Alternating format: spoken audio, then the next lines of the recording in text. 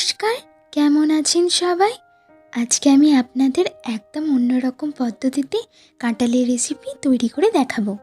এভাবে কাঁঠাল রান্না করলে মাছ মাংসের স্বাদকেও ভুলে যাবেন। আমি আর বেশি বলবো না, আপনারা এইভাবে রান্না করে খেয়েই দেখবেন আমি সত্যি বলছি না মিথ্যে। আর বেশি কথা না বলে চলুন রেসিপিটি শুরু করছি। আমি এখানে কাঁঠাল ও আলু কেটে নিয়ে ভালোভাবে ধুয়ে পরিষ্কার করে নিয়েছি। এখন গ্যাসে একটা প্রেসার কুকার চাপিয়ে কাঁঠালের পিসগুলো এর মধ্যে একে একে দিয়ে দিচ্ছি। তারপর লেয়ার বরাবর জল দিয়ে দিলাম। আর কাঁঠালে যেন সুন্দর কালার আসে তাই অল্প হলুদ গুঁড়ো দিয়ে দিলাম। স্বাদ মতো নুন আর গোটা একটা টমেটো দিয়ে প্রেসার কুকারে ঢাকা লাগিয়ে 2টো সিটি পড়া অবধি অপেক্ষা করব। এতে কাঁঠাল 80% কুক হয়ে যাবে আর বেশি সিটি দিলে গলে যাবার সম্ভাবনা থাকে।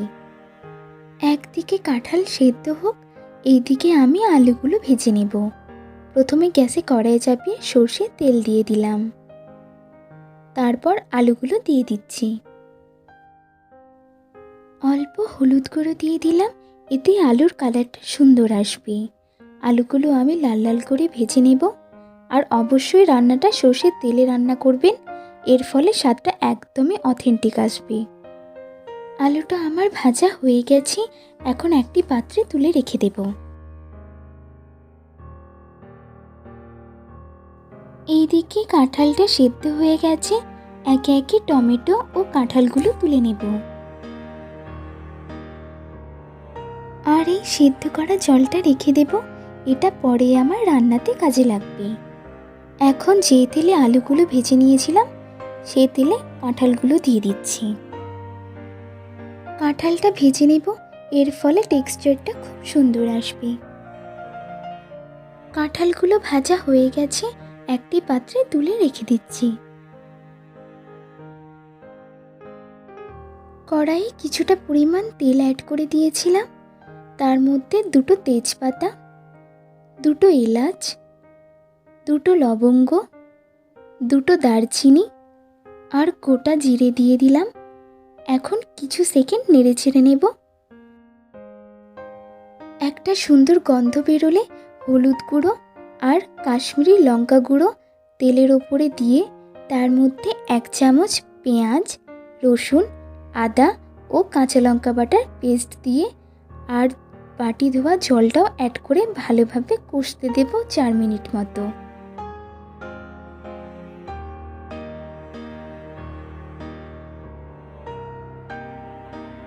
মশলাটা কষে গেছে, এখন যে টমেটোটা সেদ্ধ করে নিয়েছিলাম সেটাকে পেস্ট করে দিয়ে দিলাম। এখন ভালোভাবে মশলার সাথে মিশিয়ে নিতে হবে।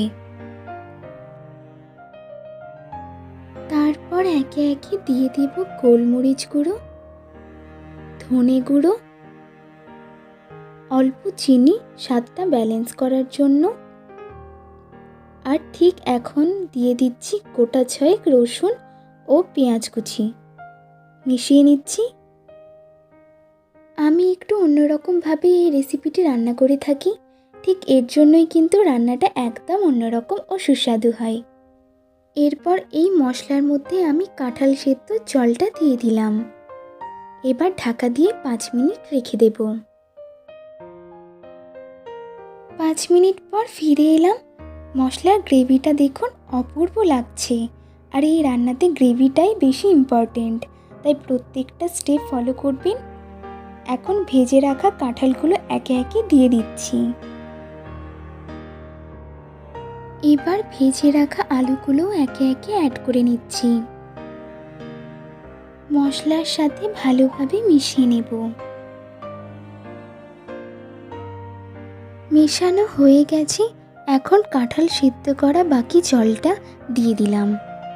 এখন স্বাদ মতো নুনটা আমি দিয়ে দেব আর উপর থেকে 2টো কাঁচা লঙ্কা চিড়ে দিয়ে দিলাম। এতে স্বাদ ও গন্ধ খুব সুন্দর হবে। আপনারা ঝালটা নিজের স্বাদ অনুযায়ী দিয়ে দেবেন। এখন ঢাকা দিয়ে 7 থেকে 10 মিনিট রান্না করে নেব। ফিরে এলাম, আমাদের কাঁঠাল রান্না একদম রেডি। দেখুন দেখতে কিন্তু খুব সুন্দর লাগছে আর স্বাদের তো কোনো কথাই হবে না। আর কাঁঠাল এভাবে 80% সেদ্ধ করে নেবার পর ভেজে নিলে গলেও যাবে না, আবার গোটা গোটা থাকবে আর খুব সুন্দর সেদ্ধও হবে। অবশ্যই একবার আমার রেসিপিটি ট্রাই করতে পারেন। আশা করছি আজকের রেসিপি আপনাদের ভালো লাগবে। ভালো লাগলে লাইক করে দেবেন আর কমেন্ট করে জানাতে ভুলবেন না কেমন লেগেছে। আর এই চ্যানেলে নতুন হয়ে থাকলে সাবস্ক্রাইব করে দেওয়ার অনুরোধ রইল। ফিরবো নতুন একটি রেসিপি নিয়ে। আপনারা সবাই ভালো থাকবেন, সুস্থ থাকবেন। ধন্যবাদ।